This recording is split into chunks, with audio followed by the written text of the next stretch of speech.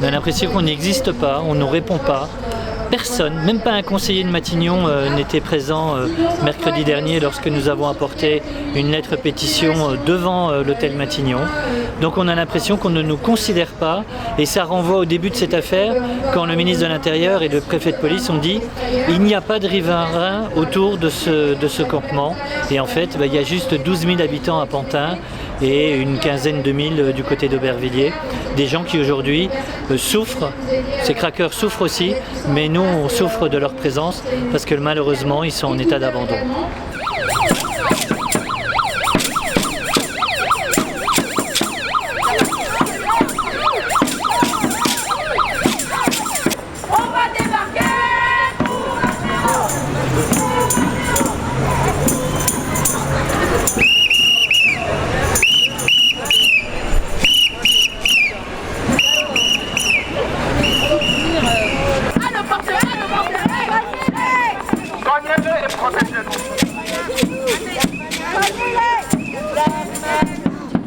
Après un échange avec Karine Franklin à qui j'ai proposé d'aller en justice, nous avons déposé cet après-midi un recours en référé pour obtenir la suspension de l'arrêté pris par le préfet de police de Paris ordonnant le déménagement des consommateurs de crack du Jardin des Halles et de la place Stalingrad au square Forceval qui est juste derrière.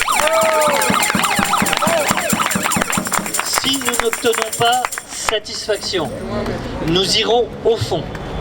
Nous continuerons de nous battre pour obtenir l'annulation de cet arrêté.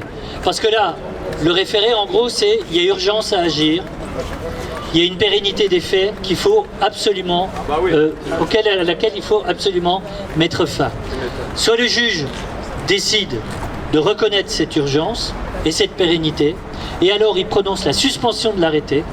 Et là, je ne vous dis pas, les conséquences, c'est que le juge pourrait dire au préfet de police, il faut de nouveau les déménager et les emmener ailleurs. Et puis après, il y a l'arrêté qui peut être contesté au fond. Parce que qu'est-ce que dit l'arrêté? L'arrêté du préfet de police dit il y a un système de mise en danger de la vie d'autrui sur le Jardin des Halles et sur la place Stalingrad. Il y a un problème d'insécurité majeur par rapport à ces consommateurs de crack. Donc nous allons les déplacer dans un endroit de la ville de Paris où il n'y a pas de riverains et il n'y a pas de personnes qui pourraient être menacées dans leur sécurité. Eh bien, il suffit de regarder une carte. Évidemment, nous sommes ici, évidemment, il y a des habitants et évidemment, notre sécurité peut être menacée, mais la leur aussi. Donc sur le fondement même de l'arrêté du préfet de police, nous pouvons attaquer et si l'arrêté, le recours en référé est refusé, eh ben nous irons au fond avec Karine Franklin, la maire d'Aubervilliers.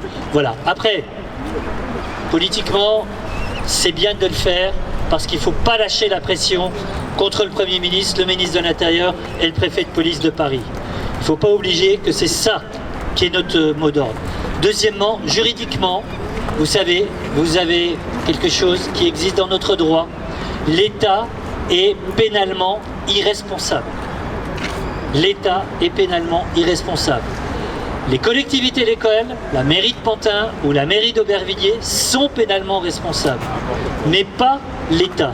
Donc attaquer l'État sur les faits, sur les agissements d'un de ses représentants, en l'occurrence le ministre ou le préfet de police, au niveau pénal, a peu de chances d'aboutir.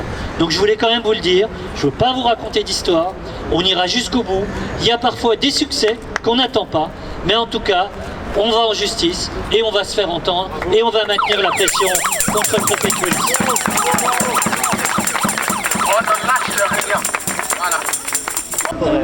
De quelques heures, voire de quelques jours, et vendredi ça va faire 4 semaines. Donc il faut